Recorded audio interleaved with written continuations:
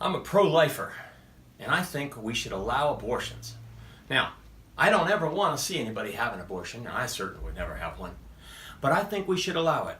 And that doesn't mean that I don't feel badly about all the children that could come into this world and will be stopped. I do. But I weigh this with something very, very potentially larger than all the births that may come. I weigh this against souls and pain and anguish that may come from the living if we allow the right to have the government tell us what we can do with our bodies. Because if we can allow the government to tell us what we can do with our bodies, we're only one step away from having them tell us we must do something with our bodies. And the must is the thing that we should all be worried about in the future. Even if we don't believe it's a possibility, we should be worried, because if we're told that we must do something with our bodies, that is the crucial ingredient that is necessary for the mark of the beast, for us to accept it and for the government to even think that they have the ability to one day get us to the point where they could have us take it. Now, if we do take it and the mark of the beast is used, the suffering that could come from all those that are living could be as great as the suffering that would come by those that were not living. And if we believe in God and God's power, then we must be able to believe that the few that choose to do wrong to the unborn child, if it is wrong, can easily be outweighed by the many that will be forced to suffer by taking the mark of the beast. Let's say our population explodes in the next 500 to 1,000 years. Just take a hypothetical.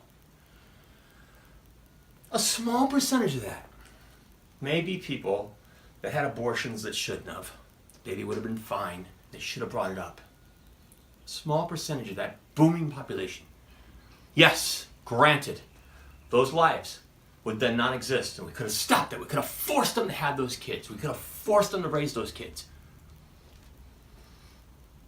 But the population explosion and the suffering that's going to occur when we take the mark of the beast would be far larger than that. So I know that nobody's talking about this, but we've got to. Someone's got to talk about it. So it'll be me, Paul Roberts, Conscious Counseling 101. And I say to you that if you're not aware of these things, you need to become aware of them.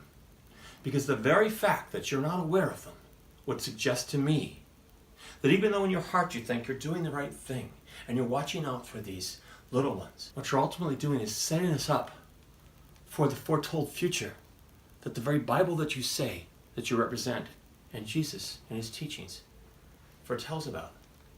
You need to be able to recognize these signs. If you don't recognize them and you do things that lead us down a path that take us to where we're all going to suffer, what's going to happen is when you get to the final days, you're going to be thrown out where there's wailing and gnashing of teeth. You'll be shown to be a wolf in sheep's clothing. And all this time you thought you were doing the right thing for Jesus and for God and for your fellow believers. But what you didn't do was take the time to study and let the light shine on you to see what the final outcome may be of the way that you think and the way that you insist on having man's rule over God's rule on us all.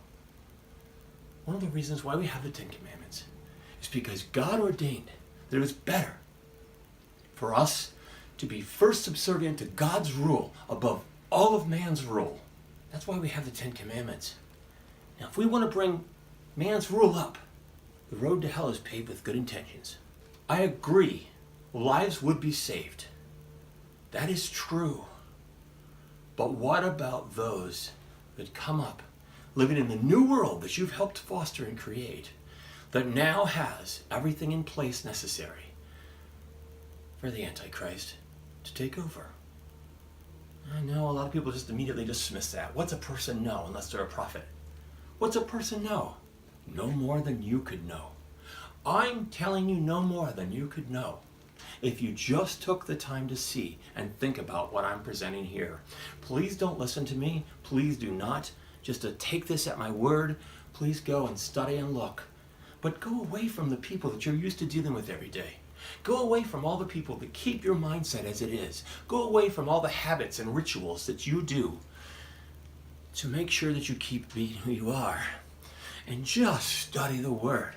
Just see that these things I'm talking about can come to fruition. And by people running towards and saying, yes, let's do this, it's all for good. Not for people that are evil and bad. See, the reason why bad gets accomplished is because everybody that does it thinks they're doing good. Nobody goes and gets up in the morning and says, I'm going to go do evil today. Nobody thinks that. The most evil person you know thinks they're doing the best. Hitler, he thought he was doing something good. In his warped way. And I'm suggesting take a hard look at yourself. I'm a pro-lifer. Look for another video where a pro-lifer would say these things. You're not going to find it, I don't think. Or if you do, you're more fortunate than I, because I haven't found it.